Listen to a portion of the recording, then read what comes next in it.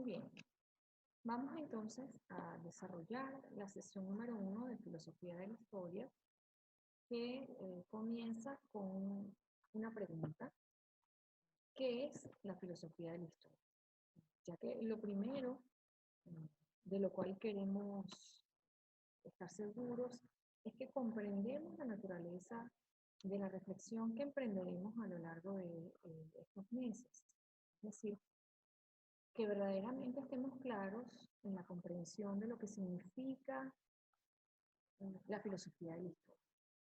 Filosofía e historia, dos términos que muchos historiadores abordarán en paralelo, pero que básicamente representan la reflexión consciente. Recordemos que la filosofía era definida por Aristóteles como el amor por el conocimiento, y también será definida por filósofos posteriores como aquel ejercicio consciente, con lo cual pensar filosóficamente implica pensar partiendo de la comprensión de aquello que nos rodea. Con lo cual, filosofía de la historia va a plantearse definir qué es la historia, es decir, cuáles son ese conjunto de reflexiones que comportan o comprometen a quien pretende estudiar historia o hacer historia. Comencemos en primera instancia por hacer un recuento del origen de la denominación del término filosofía de la historia. Y encontraremos una descripción bastante prolija en el texto de Collingwood, La idea de la historia, en el que él ubica la aparición histórica del término en el siglo XVIII, justamente utilizado por Voltaire, quien va a definir a la filosofía de la historia como un pensar histórico en el que el historiador decide por su cuenta.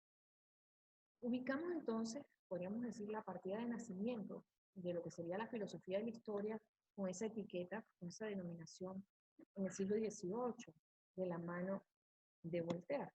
Pero también en el siglo XVIII, ya a finales, va a ser utilizada por Hegel, quien también va a acercarse a lo que es la comprensión del pensar histórico, del pensar históricamente.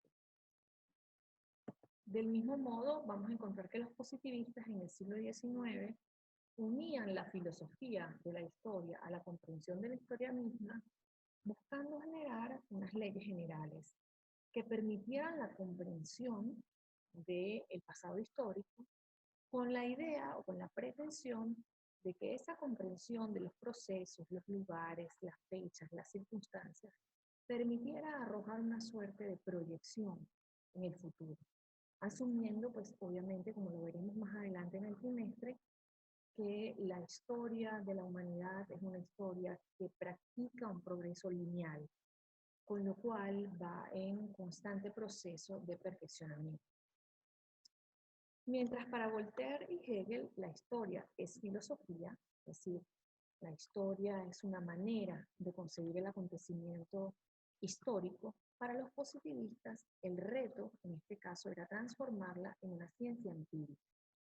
Por eso, cuando nos aproximamos a ese devenir de la filosofía de la historia como reflexión, encontraremos el reclamo constante de los positivistas por deslastrar a la reflexión histórica de los elementos especulativos, de los elementos opináticos, y el afianzar cada una de las afirmaciones en lo empírico de los documentos, de las evidencias históricas que nos permitieran verdaderamente comprender con evidencia tangible lo que había ocurrido en un determinado momento histórico.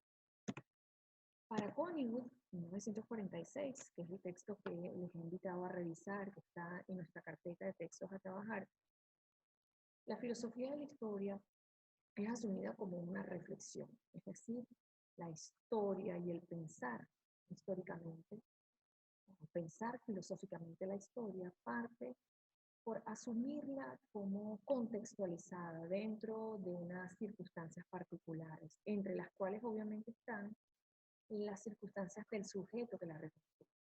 Ergo, para Collingwood, la historia y la filosofía de la historia será siempre subjetiva. Afirma Collingwood entonces que la filosofía de la historia es pensamiento de segundo grado. Es decir, para este historiador, toda reflexión que hace un historiador de aquello que no ha vivido en primera persona, de aquello de lo cual no ha sido protagonista, es reflexión y pensamiento de segundo grado. En este pasar de primera persona, de protagonista, a mirarlo siempre desde una perspectiva más, desde la barrera del hecho histórico, genera que en muchos casos la percepción esté bañada de la subjetividad que mencionábamos anteriormente. Es decir, no tendremos certeza absoluta de que la reconstrucción del pasado tenga la exactitud esperada. La filosofía de la historia para Collingwood responde a las siguientes preguntas. Uno de ustedes, recuerdo, me preguntaba que a qué preguntas, valga la redundancia, vamos a referirnos en el trabajo final y qué preguntas se iban a desarrollar a lo largo del trimestre. Pues estas son esas preguntas. La primera, ¿qué es la historia? Es decir, ¿en qué consiste la historia? ¿Cuáles específicamente los atributos que la constituyen? ¿De qué trata? Es decir, ¿de qué es su naturaleza? Si es económica, si es política, si es social, si es de las ideas. ¿Cómo procede? Es decir, ¿cuáles son los medios e instrumentos que utilizamos para su reconstrucción? Y la última, ¿para qué sirve? Recordemos la lectura de Carlos Pereira, Historia para qué. ¿Recuerdan que conversábamos más temprano esta semana? La primera pregunta alude entonces a la naturaleza de la historia, la segunda al objeto que estudia la historia, la tercera al método que se va a utilizar en su reconstrucción y la cuarta al valor que se le va a conferir. La lectura que conversábamos esta mañana justamente otorgaba diferentes valores, ¿recuerdan? Carlos Pereira se pasea por este abanico de historiadores que desde la antigüedad, comenzando por Tucídides y terminando en los historiadores marxistas y de la Escuela de los Anales, se pasean por diferentes propósitos que se le pueden asignar al estudio de la historia. Para filosofar en historia, según Collingwood, se tienen que cumplir con ciertas condiciones. Y estas condiciones son muy interesantes. Les invito a mirar con detenimiento el texto. La idea de la historia de Collingwood está en las carpetas de textos a trabajar. La primera condición que establece Collingwood es la de ser historiador. Y es que justamente con la historia va a pasar en la contemporaneidad, y podríamos decir que en el último siglo, que todo el mundo cree que sabe. Es decir, todos se sienten historiadores, todos se sienten con la autoridad y la capacidad para generar reflexiones en torno a lo que tiene que ver con historia. Desde esta perspectiva, podemos aproximarnos a sociólogos que hablan de historia, antropólogos que hablan de historia, economistas que hablan de historia, filósofos que hablan de historia. Para Collingwood, la primera condición es ser historiador. En este sentido, para él es muy importante que el historiador se tome su tiempo, el tiempo debido para la comprensión de un fenómeno histórico. Él coloca en el texto un ejemplo interesante, ¿no? Y es la mirada un poco fatua, temporal, superficial que a veces tenemos, ¿no? Coloca el ejemplo de un turista que va a París durante 2 semanas y ya está, ya cree que conoce la ciudad y cree que tiene una fotografía suficientemente completa de todo lo que ocurre en él. Eso sería un atrevimiento. Asimismo, que alguien que no tenga y no haya sido formado en la disciplina histórica pretenda opinar de algún elemento relacionado con nuestra ciencia, tiene el mismo atrevimiento. La segunda condición es ser filósofo. Recordemos que la filosofía, definida justamente como el amor por el conocimiento, pero sobre todo la disciplina y el pensamiento formal, la toma de conciencia de todo aquello que ocurre alrededor nuestro, es lo que caracteriza al filósofo. Y ser filósofo implica pensar, repensar e impensar, es decir, constantemente hacerse preguntas que nos obliguen en algunos casos a derrumbar presupuestos y preconceptos establecidos y en algunos casos generar algunos nuevos. Para Edward Carr, también mencionado por la lectura de Carlos Pereira, solía decirse que los hechos hablan por sí solos, y esto es falso, afirma el historiador. Los hechos solo hablan cuando el historiador apela a ellos. Él decide a qué hechos se da paso y en qué orden y contexto hacer. Esto es en el texto que es la historia, publicado en el año 1965. Pues nótese entonces cómo se afirma nuevamente el carácter subjetivo de la narración histórica, puesto que es el historiador quien interroga los hechos y quien reconstruye una determinada narrativa.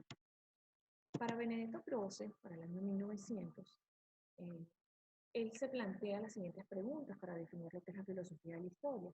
¿Hay algún tipo de pautas que puedan encontrarse a través del estudio del pasado humano, por ejemplo, ciclos o ideas de progreso? ¿O acaso no hay más pautas o ciclos que los que creemos ver? Y es que, pues, durante mucho tiempo, los estudiosos de la ciencia histórica lo que buscaban era, como ya mencionamos a los positivistas, la interpretación del pasado histórico para inferir procesos subyacentes o leyes que pudieran en alguna medida predecir el futuro, establecer ciclos que se repetían de forma periódica. Existe el progreso y su antítesis en la historia. ¿Cuáles son, en tal caso, sus respectivas direcciones? ¿Y cuál es la fuerza directriz de ese progreso, de ese existir? De esta forma, para Benedetto Croce, disculpen, la idea de la filosofía de la historia es buscar cuál es el motor, es decir, qué mueve a la historia en su devenir a lo largo del tiempo. Para Aaron Raymond, en 1955, la filosofía de la historia se divide en dos, y estos son dos conceptos muy importantes. La filosofía especulativa de la historia y la filosofía especulativa de la historia, que se va a ocupar justamente de los hechos y que va a pretender ordenarlos de diversas formas, y la filosofía crítica de la historia, que es la historia concreta con el fin de crear los conceptos que nos permiten comprender la realidad histórica. Aaron Raymond va a ser uno de los teóricos que hará esta suerte de disección dentro de la filosofía de la historia, separándola en la filosofía especulativa y la filosofía crítica. Estos son dos conceptos fundamentales porque en la primera, la especulativa, dará todo este proceso de constante revisión, de pensar, repensar e impensar, como hemos dicho en líneas previas. Pero en la filosofía crítica estará esa historia ya, digamos, sistematizada, organizada con un propósito en concreto que le permite a las masas comprender la realidad histórica en un momento específico. Estos dos conceptos son muy, muy importantes para el devenir de la filosofía crítica y filosofía especulativa de la historia. Para Ferrater Mora, en 1984, con el fin de comprender y poder prever el devenir histórico, la filosofía analítica aplica la reflexión histórica de la historia, es decir, la historiografía. Y Ferrater Mora nos introduce en un concepto también muy importante de nuestro curso, que es la historiografía. Ya en la primera sesión, cuando presentaba yo el curso, pues explicaba un poco de qué iba la historiografía. Para conseguir la historiografía hay que trabajar con dos pautas fundamentales. La primera, buscar en el pasado las leyes que rigen la historia para prever el futuro y establecer supuestos principios que motivan a la historia y que la dotan de un sentido. Es decir, hacer historiografía de la historia va a ser establecer las razones, los modelos, las concepciones a través de las cuales se ha abordado la historia a lo largo del tiempo. ¿Qué es la filosofía de la historia? Nos hemos paseado hasta este momento por algunas de las miradas. Hemos hablado de Hegel, hemos hablado de Voltaire, hemos hablado de Ferrater Mora, hemos hablado de algunos historiadores que han definido lo que tiene que ver justamente con lo que es filosofía de la historia. Aaron Raymond y muchos otros. Este paseo lo vamos a empezar en semanas próximas y tiene que ver con mirar la evolución de la reflexión histórica a lo largo del tiempo. La primera imagen que vemos es el texto La Ciencia Nova, la nueva ciencia, Es generado por Jean-Baptiste Vico. Jean-Baptiste Vico va a ser uno de los representantes más importantes de lo que es la filosofía de la historia porque va a ser uno de los primeros en compilar en este texto, descrito muy prolijamente por Conil en su texto La idea de la historia, las primeras reflexiones desde las cuales debían orientarse en la reconstrucción del pasado histórico. Una ciencia nueva, esa ciencia nueva, pues obviamente es la ciencia histórica. Del mismo modo, la comprensión de ese pasado, ya no controlado necesariamente por figuras teológicas o pensamiento mitológico, sino ahora más bien una ciencia controlada desde ese hombre politicus, homus politicus, del que habla Carlos Pereira, va a llevarnos desde las primeras miradas de la antigüedad hasta la contemporaneidad con las aportaciones de los materialistas históricos, el materialismo científico, el marxismo, en su máximo representante, pues, Karl Marx. Otro personaje del cual vamos a hablar mucho a lo largo del curso, que también menciona Carlos Pereira en su texto Historia para qué, es Marc Bloch. Marc Bloch va a ser el fundador de una escuela muy importante, que trabajaremos de manera muy prolija a lo largo del trimestre, que se llama la Escuela de los Anales.